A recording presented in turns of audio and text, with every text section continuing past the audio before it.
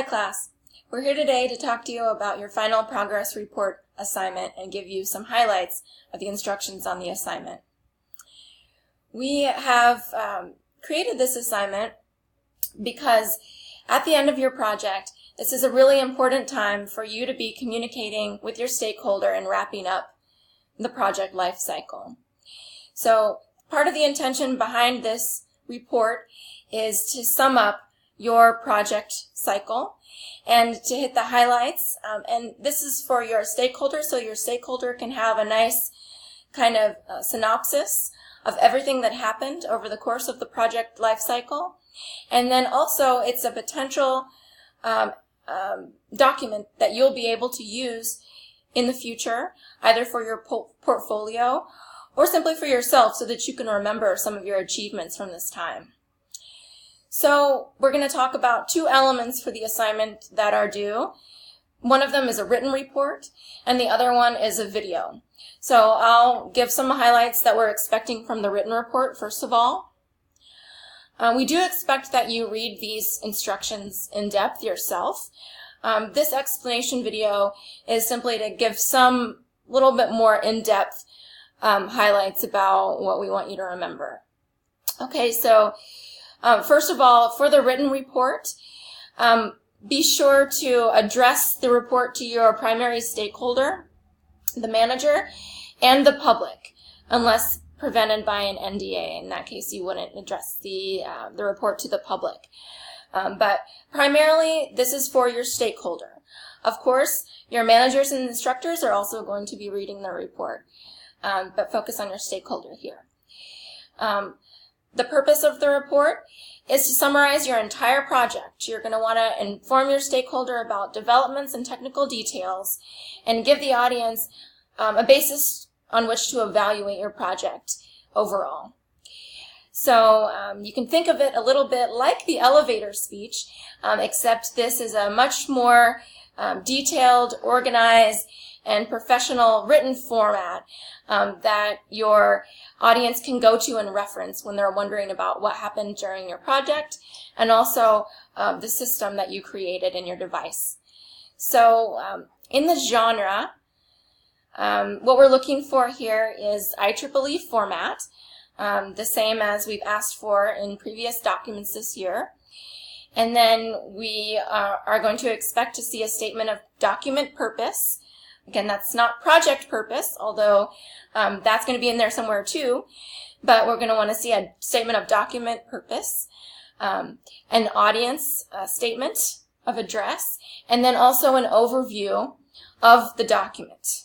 Okay, so all of that kind of information that goes in the beginning of a document to direct your audience, direct your reader about what they can expect to find and where in the document. As with their other reports this year, that's going to be expected to be there. And then you're going to be expected to have an abstract and an introduction. They're standalone, right?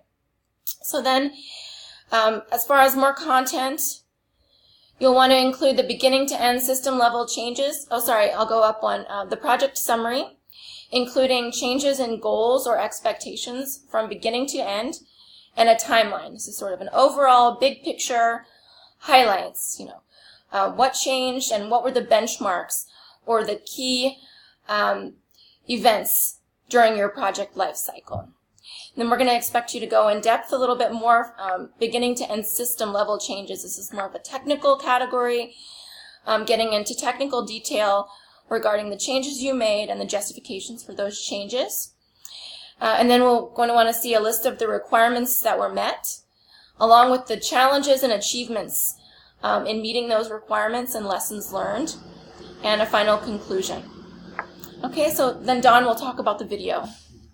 So, when it comes to presentation video, this is simply another format of most of the same information from the written document. And this should really act as the final record of what you did, because once it's a digital video, put on YouTube or wherever it is, it'll stay for as long as you need to, much longer than the actual hardware itself. So that's why we're having this done. Also, something that your stakeholder can share within their organization. A couple things that are important for us: make sure we can read if there's any text in the video. That's why we're requiring a 720p resolution minimum. Also make sure that you guys hit the length that we're expecting, which is 10 to 12 minutes. The audience is still the same as the stakeholder manager or the public, unless you have an NDA situation. And the purpose of it is to share the same information as within the paper document. Couple tips for the genre: make sure you have a description of the project. You want to be sure that since people seeing this won't have any exposure to your project yet, that they get that description. We'll make sure that we talked about how the project evolved over the lifetime. You want to make sure you show it working, or as well working as it does at the time. This is not intended to be some type of a let's go through our system tests really quickly. This is more intended to be, in general, how does our system work? What does it do? Also share some of your lessons learned, and then probably summarize or end with a thank you to your stakeholder.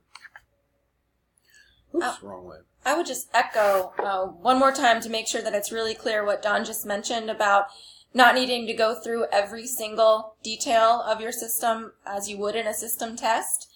That's the same for the overview in the summary section of the written document. We're not looking for a long list of all of the elements of your system, of all of the characteristics.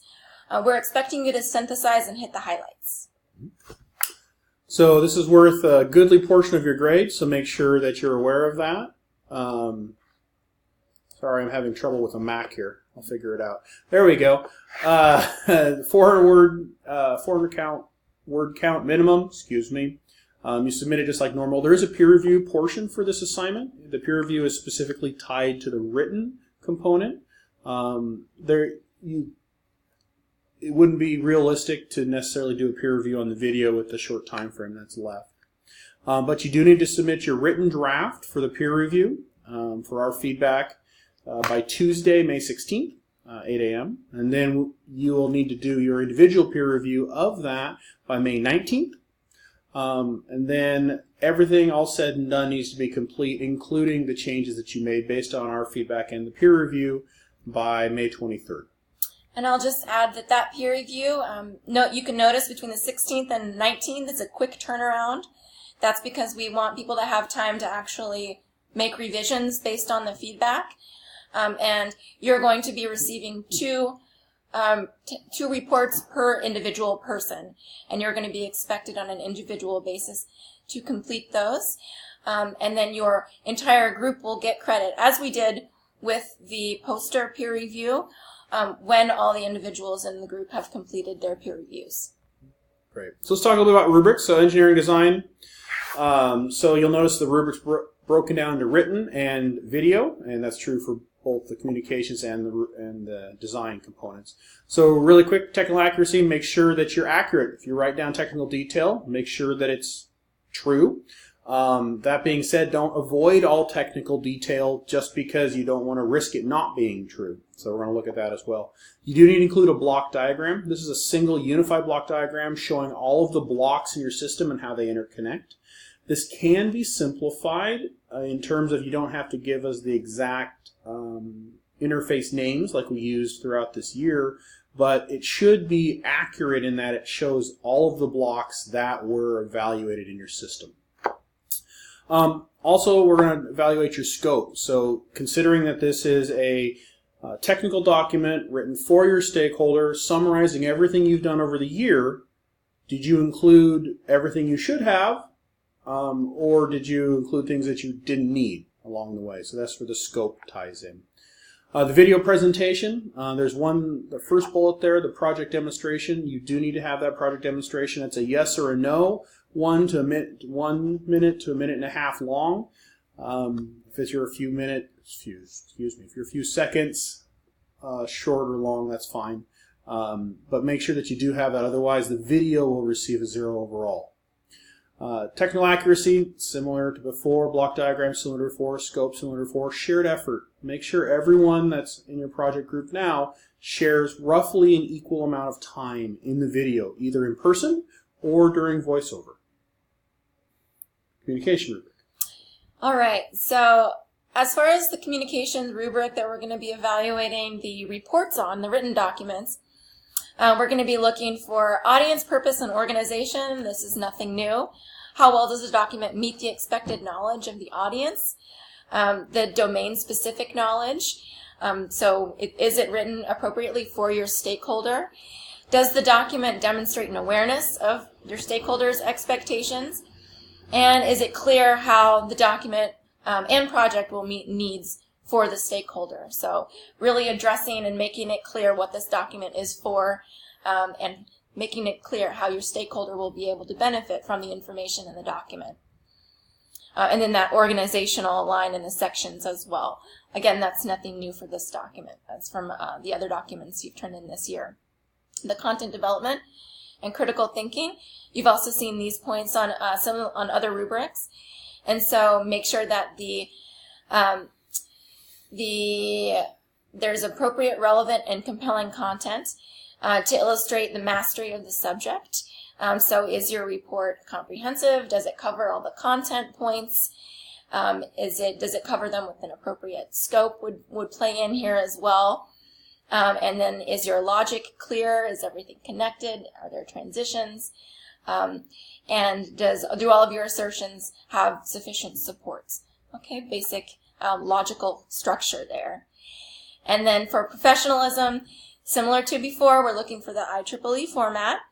We're looking for clear language, fluency in language, and an error-free document that makes your ideas clear for the professional realm.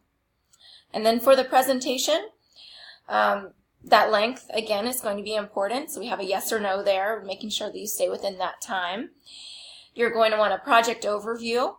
Is there a clear statement of the purpose of the project, what the system does, who it's for, who will use it, and why, how? Has the project been effectively described, and including your demonstration of the final system? And has the timeline of the system development been presented? Did you want to add anything there? Mm-hmm. So really here what we're looking for is not just a list of these things, but a synthesized, integrated highlights. That's what an overview is, right? It's not going through every technical detail like we talked about with the elevator speeches. It's finding those key points that are most important to highlight in a report like this that you want your stakeholder to take away or remember about your project. Organization should also be clear in the video. There should be an introduction and a conclusion with clearly focused points, again, that could serve as takeaways. Professionalism is going to be evaluated. Your tone. Is your language precise? Is it clear that you've practiced, right? And also, is the delivery in a professional way? Do you use posture, gesture, eye contact appropriately for a professional audience? And do you appear confident? So you'll need some practice to make sure that that's true. And then we are going to be looking for those takeaways like we did with your elevator speeches.